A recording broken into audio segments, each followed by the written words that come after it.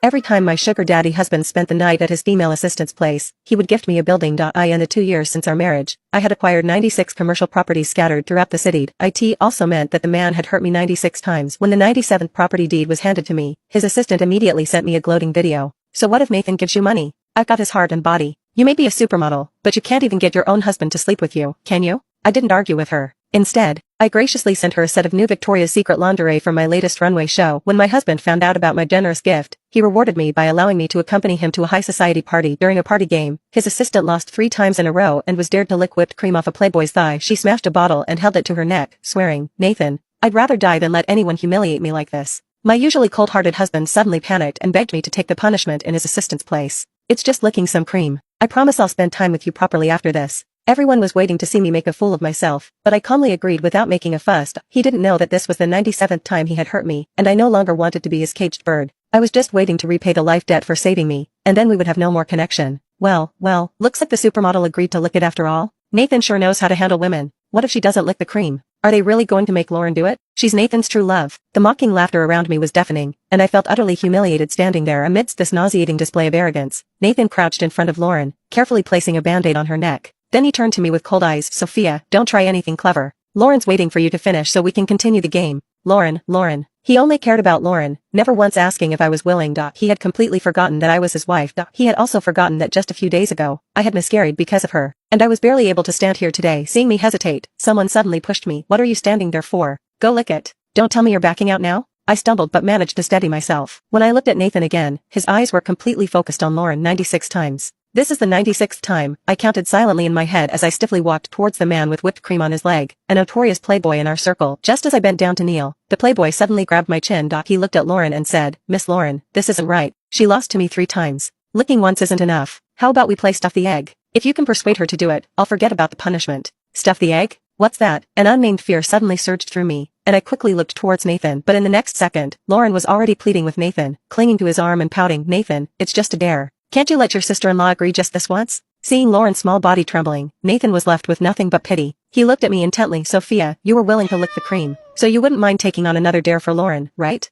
"Yay, thank you, Nathan." Lauren jumped up happily, her face full of smugness, watching Nathan gently pat Lauren's head with a doting expression. I couldn't help but laugh at that moment. My dignity had been trampled on, and I had become nothing more than a toy for them to torment and play with. "Nathan, how could you be so heartless? How could you still want me to participate in some kind of performance art and be humiliated for her sake?" "Oh, right, I almost forgot. Lauren was his unattainable moon. He had pursued her for years without success, and then they were separated by their families. Lauren had left the country overnight. Now that he finally had her, of course he would pamper and indulge her every whim. How could I possibly compete? Suppressing the bitterness in my heart, I spoke stiffly. "Can that count as one forgiveness voucher?" "Forgiveness voucher?" The crowd laughed at my strange request, but Nathan put down the hand that had been pampering Lauren and suddenly looked at me. He knew what I was talking about. After a moment, he nodded. "It counts." I smiled bitterly. "All right, I agree." 8 years ago, when I had just entered the modeling world, I was targeted by a big boss and confined on an island along with other girls. I became a tool for men to use at their business gatherings. I was lucky. Nathan was the first man I encountered, and he fell in love with me at first sight. For my sake, he took over those men's businesses, sent them to prison, and saved my life. Later, I found out that it was because my features strongly resembled Lauren's.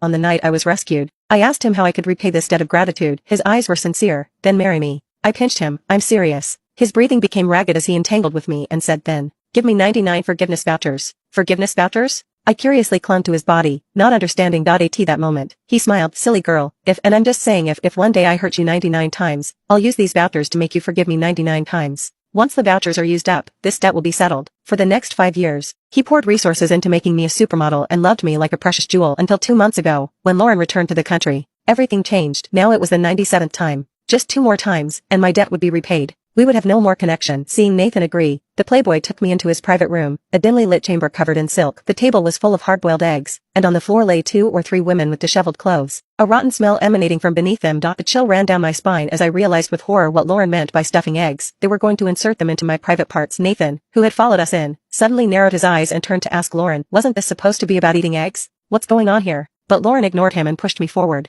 "Mr. 7, Miss Sophia used to be a dancer. I'm sure her flexibility will satisfy you. Don't you want to try it yourself? Push your limits?" As Lauren finished speaking, I was already trembling in terror. I immediately looked to Nathan for help. At least I was still his wife. He had loved me once. Although he had tormented me a lot for Lauren's sake, he surely wouldn't hand me over to a pervert to be tortured, right? But to my surprise, Nathan walked to the bar, poured a glass of wine, and shoved it into my hand. Why don't you toast Mr. 7 first to liven things up? Liven things up? Did he want me to entertain them? He actually agreed. In a daze, I saw Lauren give me a sinister smile. Sister, didn't you hear what Nathan said? Just as I was looking at Lauren, not knowing what to do, she suddenly kicked me in the knee. In an instant, I lost my balance, and the wine in my hand spilled on the playboy's face. Then I fell onto the shattered glass, immediately cutting several bloody gashes on my arm.